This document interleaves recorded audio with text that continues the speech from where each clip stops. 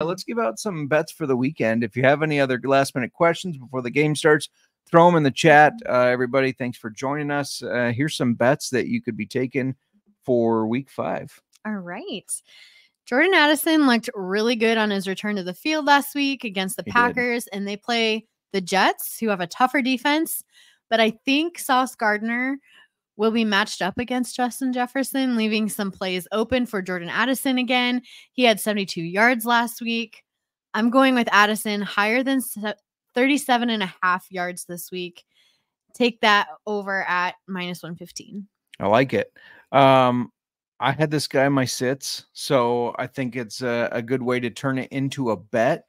Jakobi Meyers, we said Patrick Surtain's going to be covering him. Under 45.5 receiving yards. That's at -115. He's going to have Surtain covered. I mentioned Garrett Wilson only had 41 yards against Surtain. Mike Evans had 17.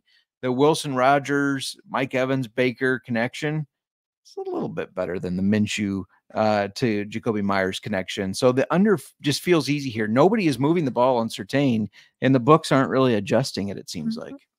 All right. I've also have one for the Bengals. They're allowing the 23rd most, I guess this isn't for the Bengals, but the Bengals are allowing the 23rd most rushing yards to running backs. And now they play one of the best rushing teams in the NFL in the Ravens. True. While I do like Derrick Henry over 84.5 yards, he's gone over 100 in the last 2 games. I wanted to avoid some risk of a high number and instead take Justice Hill over 13.5 rushing yards at -115. I guess I'm all about the -115s too.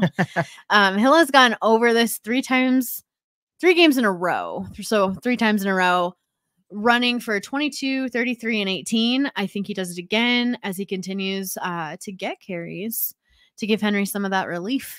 Yeah, I like it, especially with Henry having 200-yard games. I mean, he might need a little more relief now that we're getting deeper into the season. I'm going to talk a little bit about Josh Allen, who has been up and down, and he threw 2 touchdowns in the first game, 1 in the second. Then he threw 4 and then 0. They just got blown out. We already talked about that.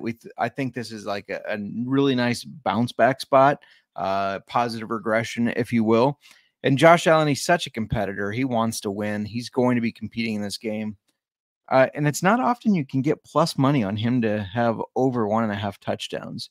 Usually that's at your -110, -115. You can get it at +100 this week. And just because of that, I want to take it. It feels like easy money. Yes. All right. Last week, Josh Jacobs went against a top 5 defense against the run and ran for 51 yards in weeks 1 and 2. He went against bottom 15 rush defenses and ran for 84 and 151 yards. This week, he goes against the second to worst rush defense in the Rams. And because of the last 2 weeks, this line feels low. Josh Jacobs over 63.5 rushing yards at -110. I think he'll be in that 80 to 100 range this week for yards. Yeah, I like it. My last best bet for NFL Week 5, you already talked about them on your start list, and I said I really liked, by the way, if you take those 5 and parlay them together, it's 24 to 1. I feel like that feels great odds, but this is the week we're going 6-0. I can feel it. Hopefully I don't fuck it up with this one. But I already said that I really liked you saying that Cole Kmet's going to get a touchdown.